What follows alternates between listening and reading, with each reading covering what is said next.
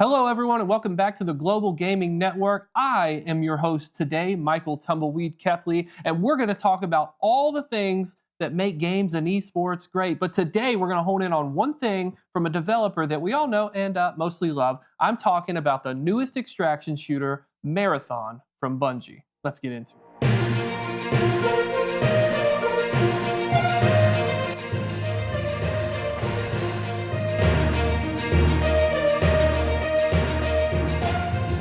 It was announced this past weekend that Bungie has finally revealed their gameplay for Marathon. Long awaited. It's been years in the making. I mean, we've been talking about this game for 4 or 5 years now. We had an ARG 2 years ago. We had a huge hype build up with an ARG just this past week. The whole community is getting involved. They're realigning satellites. They're hacking into networks on websites. We've got community like in-game lore accounts who are tweeting out, trying to guide it. And we had puzzles that we couldn't even solve. Bungie had to jump in and help us. It's crazy. And this is exactly, in my opinion, how reveals should be for new titles, especially when you're trying to build some hype from something that hasn't been around since 1994 on the Mac OS. Who even plays games on the Macs today? Not even to mention back in 1994. So that's kind of what led up to this reveal. So Bungie, before we talk about all these other details, I just want to give a shout out. That was beautiful. This is what you do well. And I'm excited to see how you evolve on this, how you take all this lore we've unlocked over time,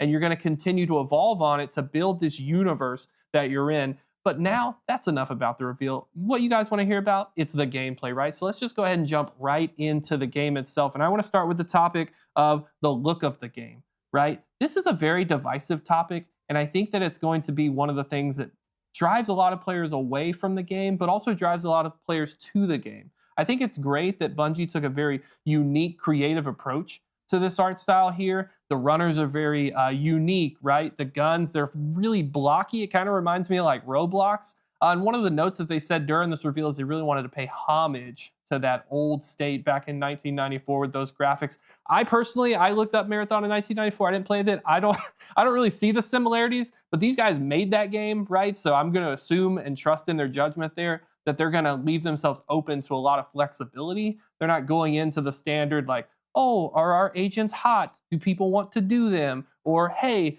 are our agents like super futuristic or super simple, like, in Tarkov with a humanistic realism approach, right? They're giving themselves a lot of flexibility here, which can be a pro, but you have to accept that it's going to probably deter a lot of people from the game itself as well. Now, let's jump into the comparison that we most often see with this game. Everyone wants to compare Marathon to the giant of the extraction shooter landscape. And yeah, there's a lot of other titles we could talk about.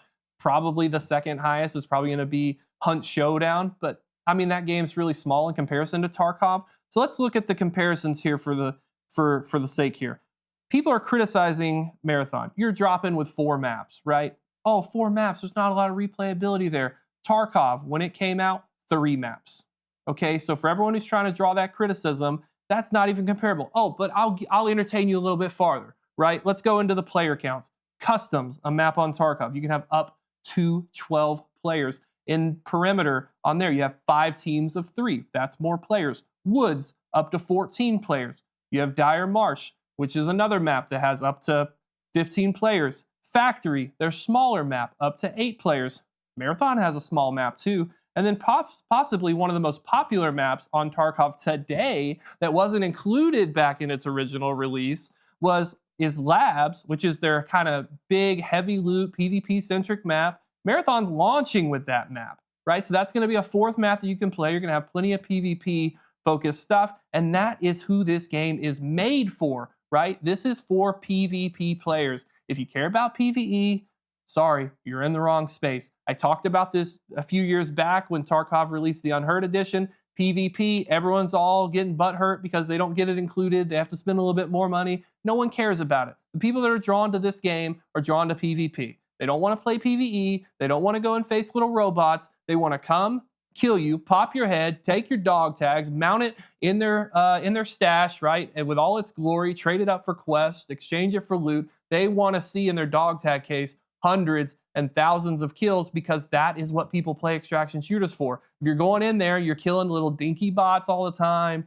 and you can hone the settings for the bosses, make them a little easier, right? You just ruin the whole reward aspect from it. And I talked about this in depth a long time ago. If you go over to Skill Diff, Patrick, call him out, go to the last episode, go to the next episode. He will tell you PvE in Tarkov sucks. And if he's not admitting it now, he's just coping with himself because nobody of note plays it. Your biggest streamers, Landmark, doesn't play it. Burnt Peanut, doesn't play it. Stank Rat, ain't nobody ratting bots, okay? People are coming to Marathon for PvP. If you're looking for PvE, Bungie has another great title. It's called Destiny 2. I'm on that game all the time. Come play it with me. But that's not to say that when we look at PvE or PvP in a silo that every decision Marathon being made about Marathon here is right. As an example, they're not including proximity chat. To me, that is a core part of the Escape from Tarkov experience. There's nothing better than those natural moments, right? Where you're in a game, you start interacting with another player, you make another friend, you can queue up in the game, like you can get these random teammates. No one really does that. You go in solo, but if you're in there solo, you can start talking to other players in game. Maybe you get friends, maybe you make cool moments. Now, this mainly happens in my experience when I'm in a scav run, right? Because there's a lot less risk involved. I don't want to like lose thousands of dollars of loot, but just in natively turning that off and not even giving players the option for proximity chat, this is one of the biggest blemishes for me that puts that kind of question mark there. Because if I'm in the game and I can't have those, more natural interactions with folks, right? I'm not going to get this organic feeling to come back to the game. I'm not making friends in the game. I'm going to do what every other game does, and I'm just going to sit in Discord with the same 3 people. Your community's not interacting, and that sets you up long term, in my opinion, for failure from your community aspect, because you want this community to interact. You want this community to grow. You're putting a lot of resources into this lore basket, right? I didn't touch on a lot of the ARG elements, but there's 2 creators, right? Scaro9, Mr. Raffle Waffles,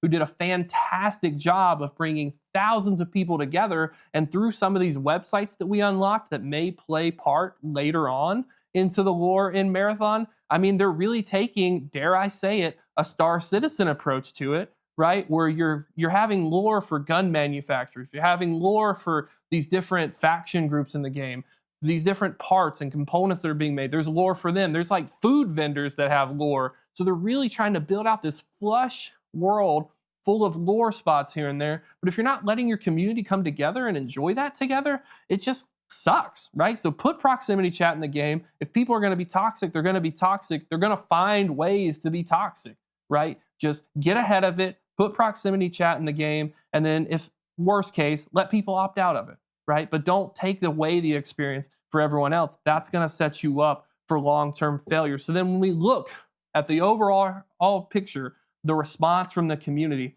there's a lot of people out there that have things to say, right? And the problem is that the majority of people that have those things to say, I'm looking at Drama Alert, I'm looking at random Joe Blows on Twitter, right? Everyone with a keyboard's got a voice.